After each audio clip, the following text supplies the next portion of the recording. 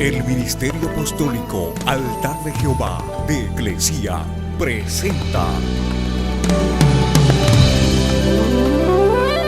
lo mejor del trigo. Apóstol Lourdes Bravo de Villar. Un nuevo día te ha concedido Dios, uno nuevo, porque sus misericordias son nuevas cada día. Ahora, ¿cuántos saben que los pecados traen consecuencias? Está escrito en la palabra que los pecados traen consecuencias. O sea, si nosotros pecamos, nuestros hijos son afectados, nuestros bisnietos son afectados. Pero si también nosotros nos plantamos en la fe y cortamos de nuestra vida toda herencia generacional de pecado en nuestra vida y nos ponemos de acuerdo con la palabra, nosotros cortamos en nosotros. Nuestros hijos van a tener oportunidad de cortar ellos. Nuestros nietos van a tener muchísimas oportunidades de cortar. Y la Escritura dice que son 1000 generaciones, o sea que la generación que se para en la brecha y cambia su herencia por una herencia de fe, puede afectar ¿cuántas generaciones? 1000 generaciones de los que me aman, dice el Señor, y guardan mis mandamientos. Vamos a ver cómo afecta el pecado, las consecuencias de nuestro pecado. Segunda de Samuel, capítulo 15, verso 30 y 31. Y David dice, subió la cuesta de los olivos y la subió llorando. Llevaba la cabeza cubierta, tapada y los pies descalzos. También todo el pueblo que tenía consigo cubrió su cabeza, cada uno cubrió su cabeza, e iban llorando mientras subían. Y dieron aviso a David diciendo, Ahistófel está entre los que conspiraron con Absalón. Entonces David dijo, más bien oró diciendo, entorpece ahora, oh Jehová, el consejo de Ahistófel. ¿Qué había pasado? Absalón fue el tercero de los hijos de David, cuyo nombre significa el padre es paz. El libro de Reyes habla de la belleza física de este hombre y de la abundancia de su pelo. Era tan simpático y tan varonil que todo Israel hablaba de su belleza con admiración. David tenía 20 hijos de sus esposas, sin contar los hijos de las concubinas. Y al no haber un derecho sucesorio claro, Absalón comenzó a hacer campaña para hacer valer sus derechos de primogenitura, después que él mismo había matado a su hermano Amón porque había violado a su hermana Tamar. Lo que no sabía este joven era que Dios ya había designado a Salomón para que sucediera a su padre. Y la ambición de Absalón lo llevó a levantarse en contra de su padre. Fue de esa manera que se proveyó de hombres que marcharan delante de él con carros y caballos para lucir su posición de príncipe de Israel.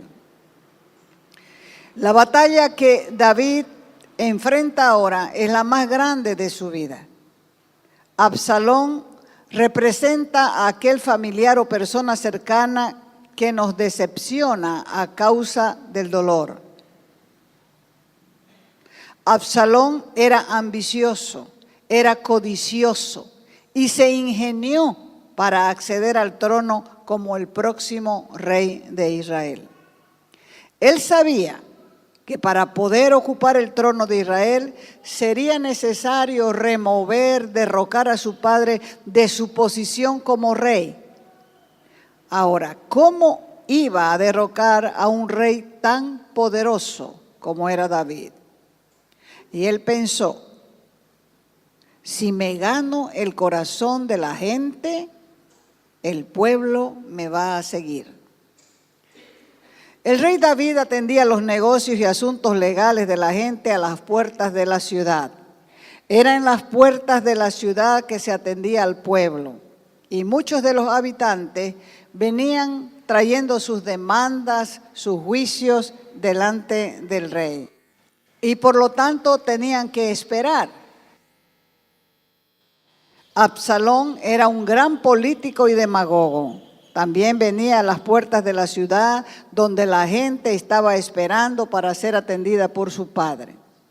Y usó esta oportunidad para su propio beneficio y se acercaba a la gente y le jalaba la lengua. Ellos comenzaban a contarle sus problemas y él decía, yo les ayudaría con todo gusto.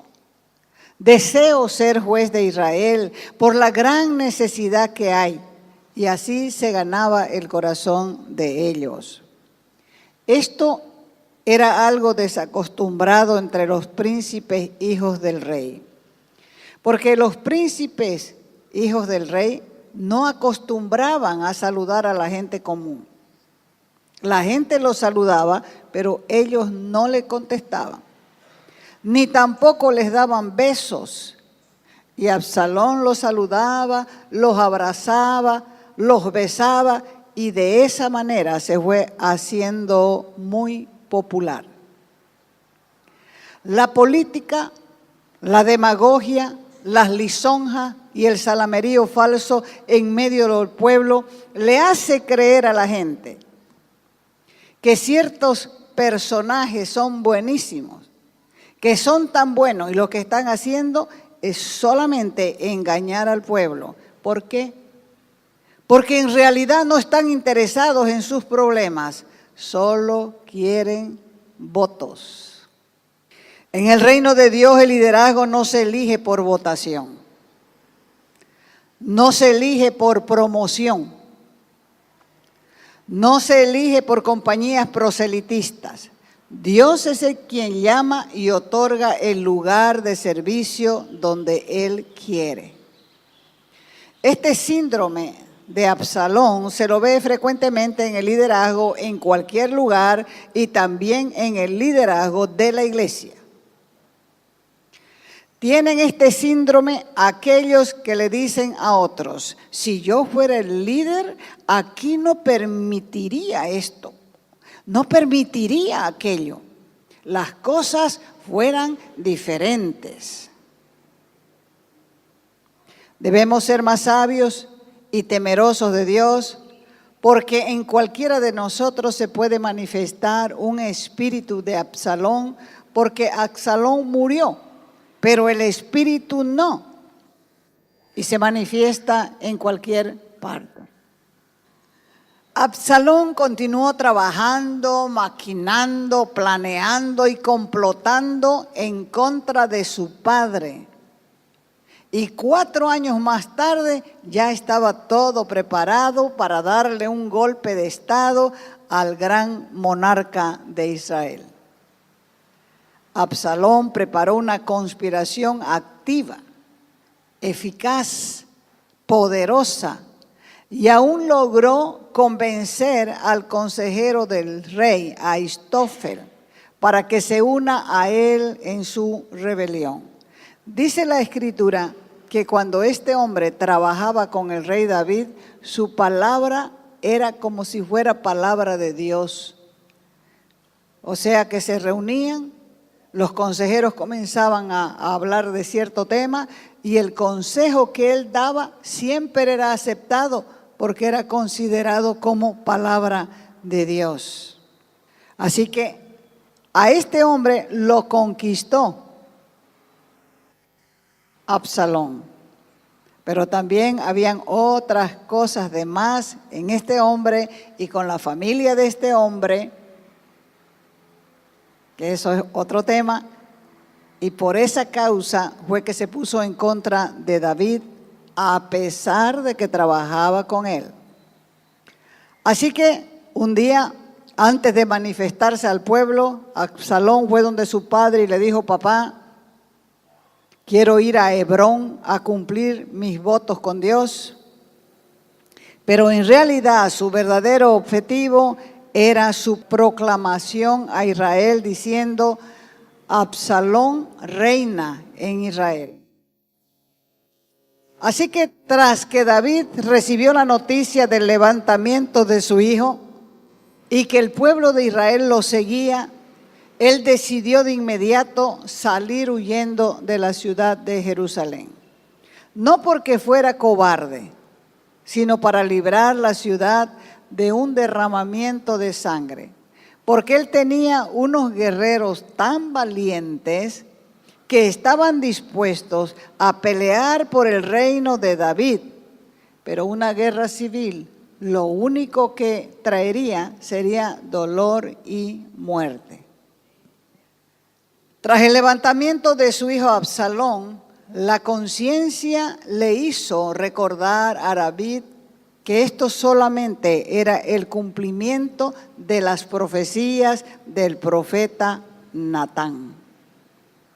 En todo esto estaba la mano de Dios, porque él había sido advertido que por causa del pecado de adulterio de David con Betsabé y luego el asesinato del soldado Urías, el heteo, Dios había dicho que iba a levantar la espada contra él desde su misma familia. Y así fue.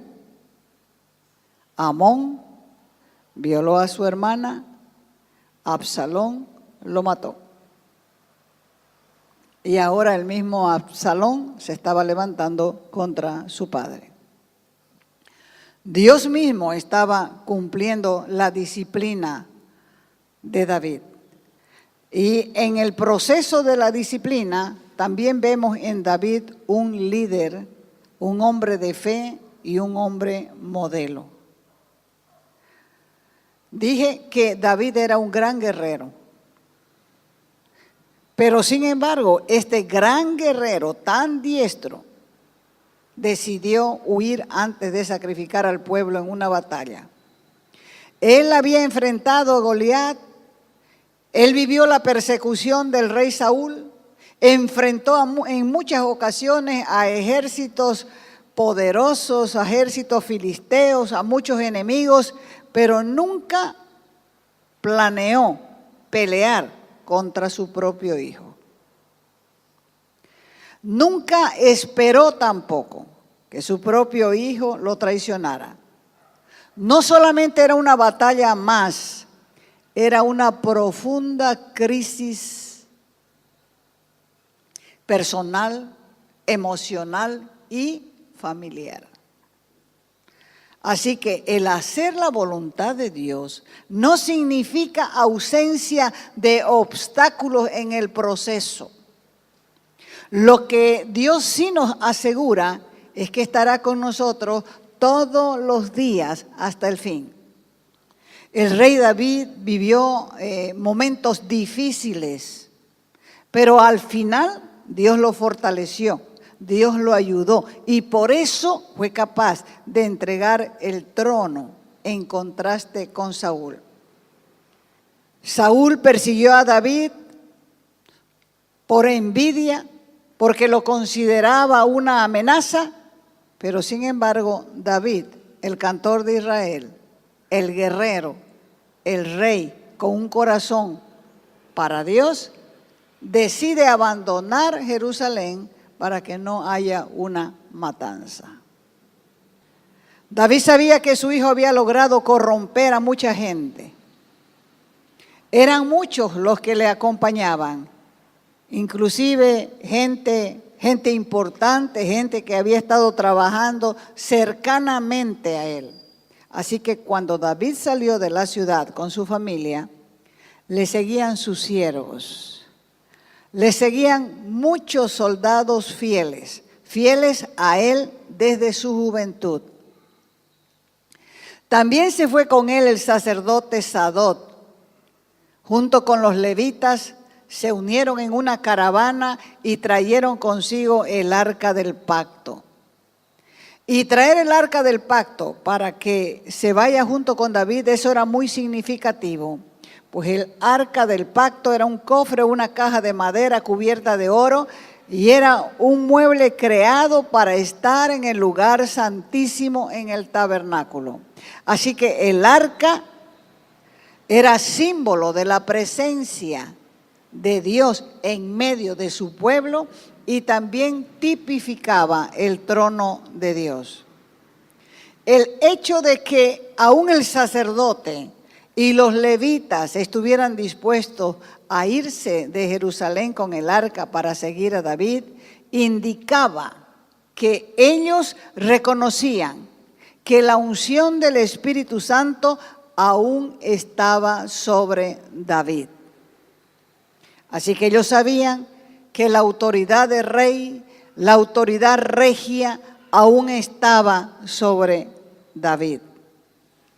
Ahora el arca también ya estaba con David, pero David no pensó en su necesidad, tampoco se puso en primer lugar, sino que nuevamente pensó en el pueblo.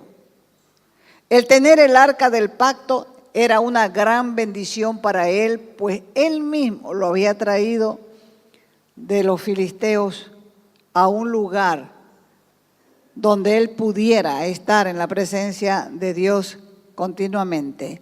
Pero David sabía que no debía utilizar ese beneficio de la unción y de la presencia de Dios como un beneficio personal. El lugar del arca era en medio del pueblo de Dios. Así que con dolor en su corazón le ordenó a Sadok: regresar con el arca a Jerusalén. Porque David tuvo la suficiente fe para depender de la gracia y la misericordia de Dios.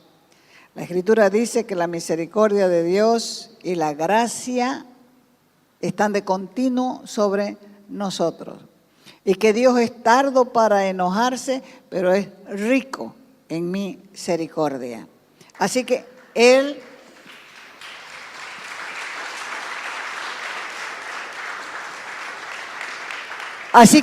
entendió que si Dios se agradaba de él, entonces el Señor lo regresaría a la ciudad y nuevamente vería el arca en el tabernáculo, en el santuario.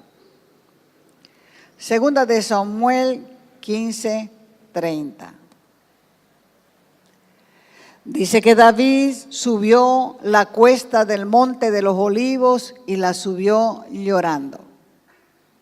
Quizá cada paso que daba, él meditaba en las palabras que el profeta Natán había declarado años atrás. El profeta le había dicho: de tu casa se levantará la espada como consecuencia de tu pecado. Por otro lado, es posible que sus pensamientos se centraran también en la traición del hijo que él amaba. Y lo más probable aún es que él meditaba de continuo en el Señor. Subía llorando, pero pensando. Estaba dolido, pero pensaba. Sabía las consecuencias, pero pensaba en las palabras que él había recibido. La estrategia del rey David ante la batalla fue la adoración. Fue buscar a Dios. Por eso sube a los olivos, llamado el monte de los olivos por la abundancia de estas plantas. Y para subir requiere esfuerzo. El árbol de olivo significa fortaleza, abrigo, bendición. Y fue un lugar preferido por Jesús. Allí Jesús enseñaba a sus discípulos, instruía con revelación. Allí Jesús oraba y tenía comunión con su Padre.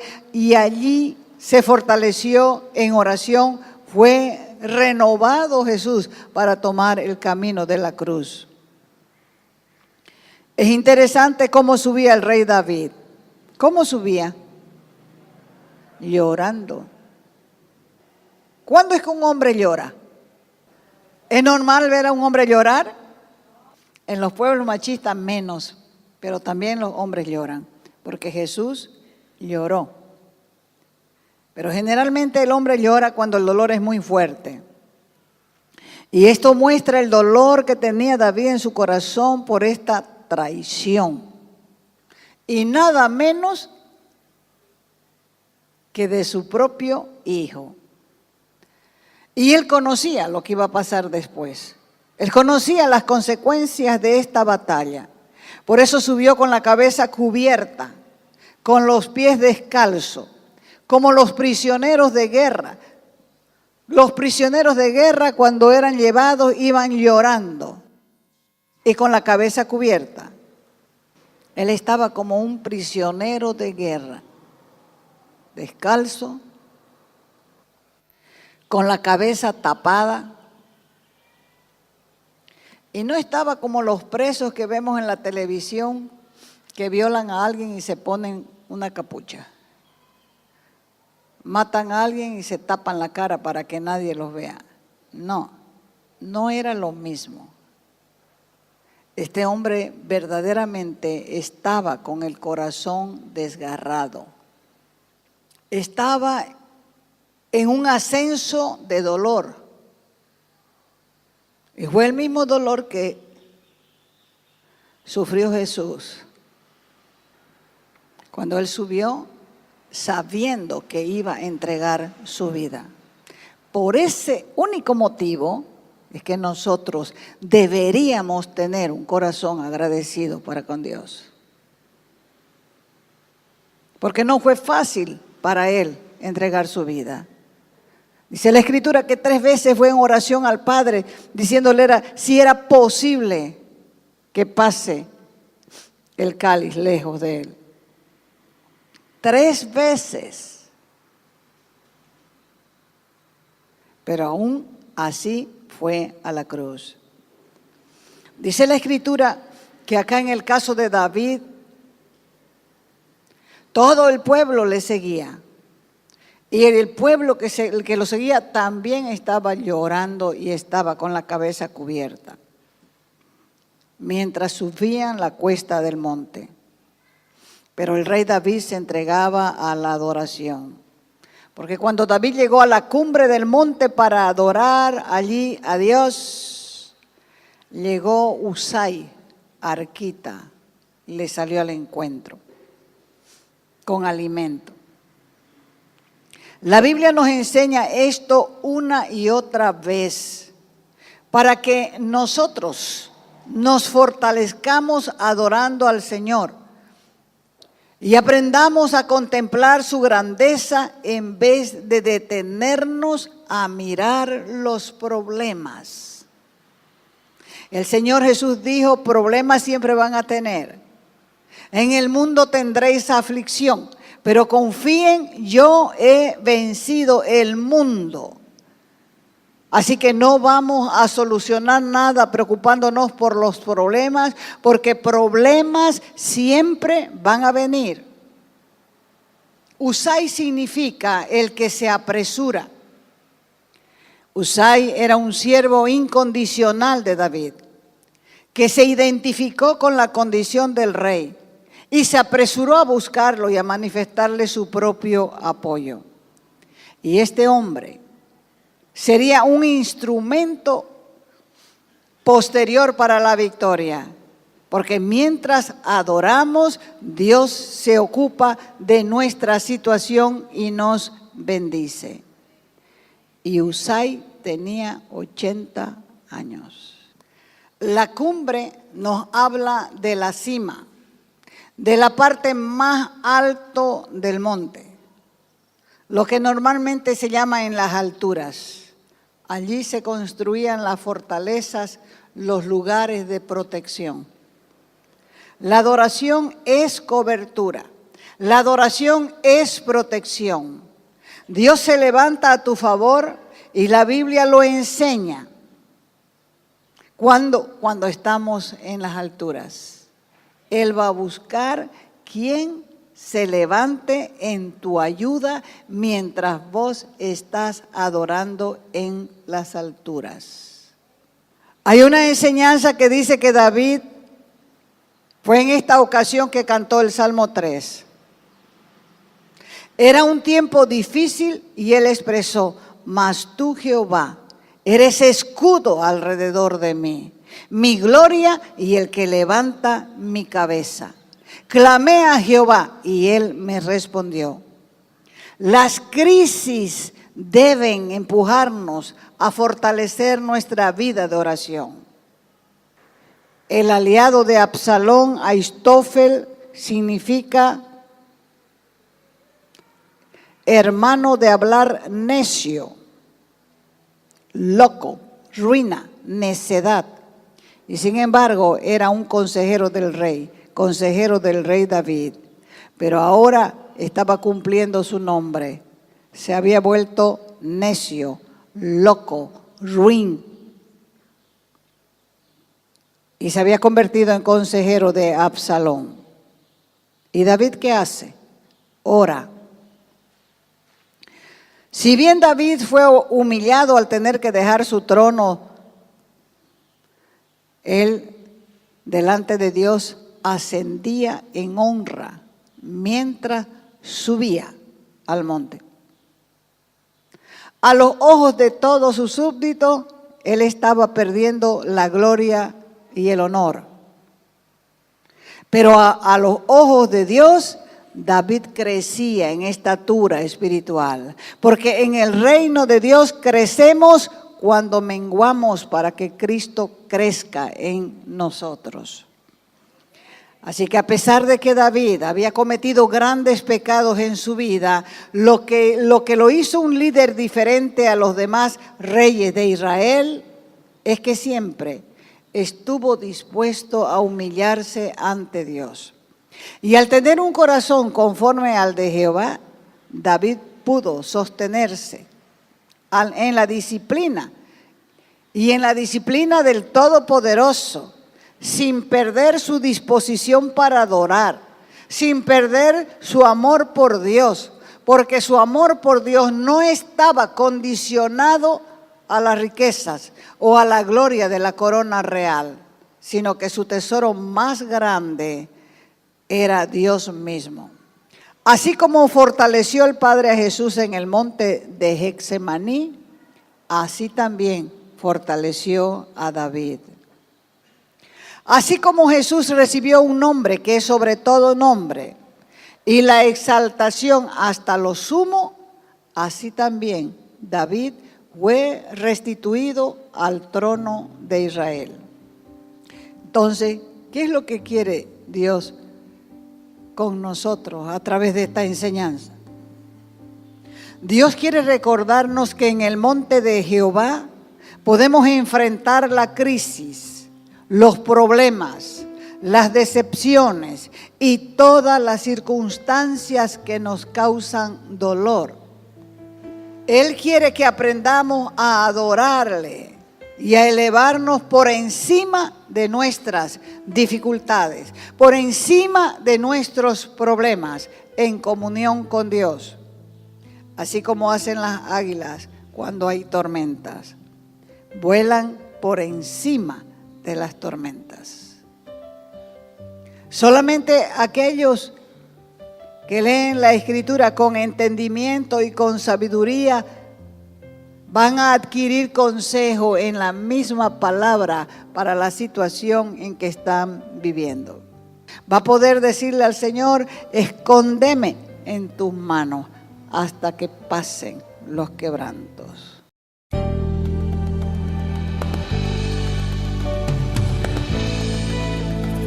Te invitamos a nuestras conferencias los días viernes, sábados y domingos a las 20 horas y el domingo a las 10 de la mañana. Calle Nicolás Suárez, esquina Félix Pinto.